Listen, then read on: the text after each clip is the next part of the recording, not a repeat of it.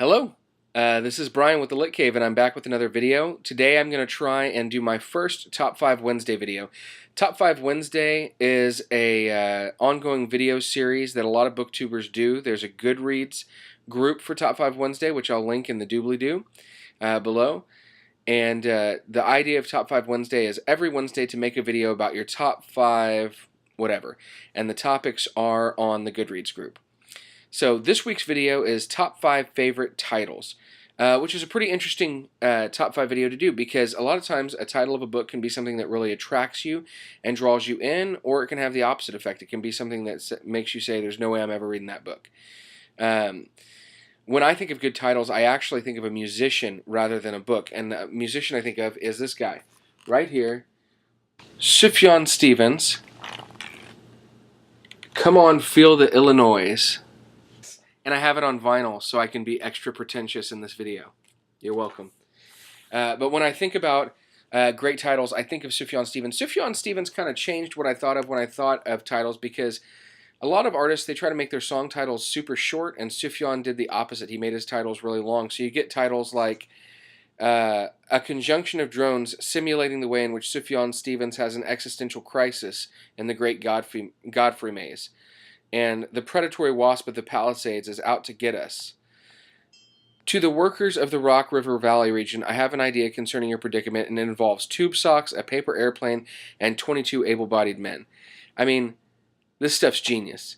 Ironically, my favorite song on this entire album is really short. It's called John Wayne Gacy Jr., but I digress.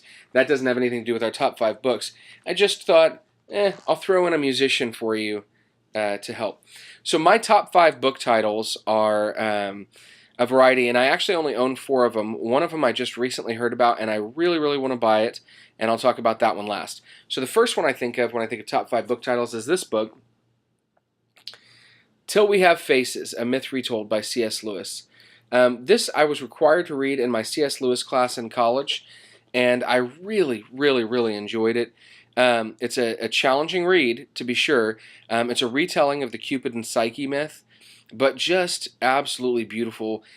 Possibly C.S. Lewis's best writing, and that's really saying something because C.S. Lewis is amazing.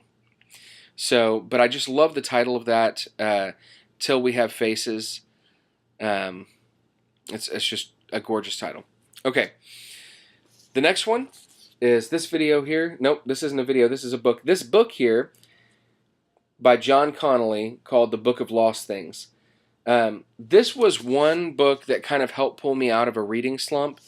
And it's sort of a amalgam of a bunch of different fairy tales being retold in a little bit of a darker way. But just an absolutely beautiful book. It follows a young boy who takes place during World War II, and he's lost his mother, and he's kind of suffering from depression, staying in his room, doesn't want to talk to anyone, and his father is remarrying, and he feels betrayed, and then the books start to talk to him, and he gets pulled into the books, and just a beautiful story, kind of creepy and scary at parts, lots of action. Really fun to try and figure out, like, oh, I recognize this. This is from, Red Riding Hood, or this is from whatever. So just a really enjoyable read. But I loved the title of it, The Book of Lost Things. That was honestly what drew me into that book, was the title. The Book of Lost Things was the reason I picked up that book. And it became kind of one of my favorites. So The Book of Lost Things by John Connolly. Okay, next, Paper Towns by John Green. Okay. This was the first John Green book I ever read. It's also probably my second favorite John Green book, behind The Fault in Our Stars, which The Fault in Our Stars is my favorite John Green book for, some sort of personal reasons that I'll probably talk about at some point. But Paper Towns was my first book that I read by John Green, and I don't even know what led me to pick it up. I was not a nerd fighter. I was not following Vlogbrothers or anything like that. But I picked up Paper Towns. I read it in just a day or two. It was the first time I'd read a book that fast in a long, long time. I was working on my teacher certification in college, and it was just beautiful. And I went the next day back to Barnes & Noble, and I bought Looking for Alaska, and I finished that in a couple days. And I went back and I bought Will Grayson, and I finished that, and I bought Abundance of Catherines.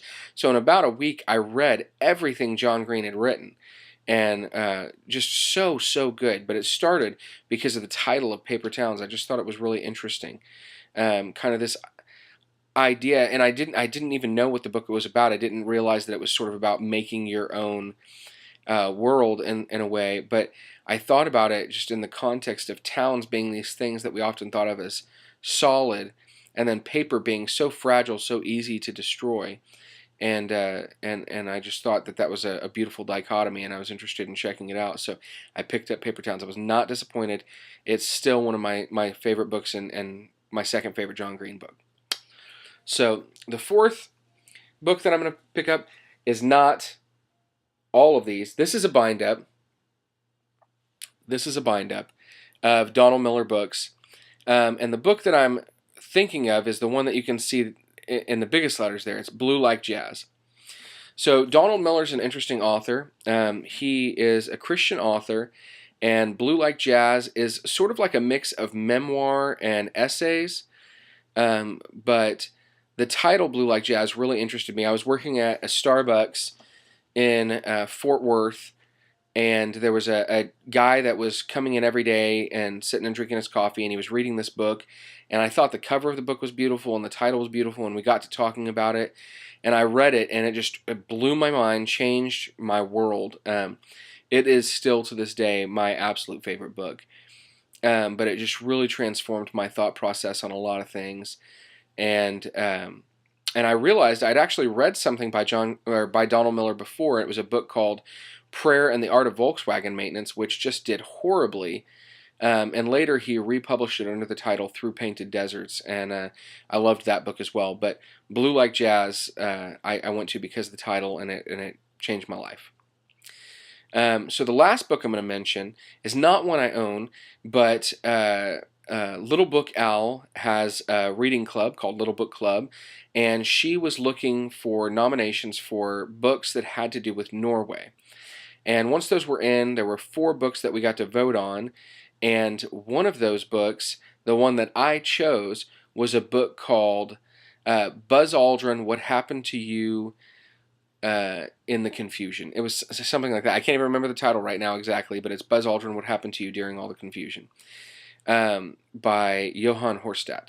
And I thought that book title was just beautiful. In fact, it specifically reminded me of a Sufjan Stevens song.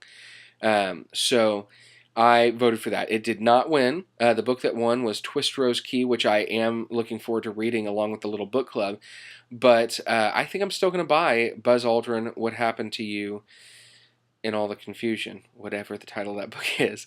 It just looks really good. And I watched an interview with Johan Horstad, and it made me even more interested. So, Catriona, I think that you should read it with me anyway. Okay, so those are my 5 books. I could probably pick more, but I hope that you have read some of these books and enjoy them, and tell me in the comments if one of those is one of your favorite books, or what your 5 books are. And I look forward to hearing from you later. Until then, till the next video, see you later. Same lit time, same lit channel.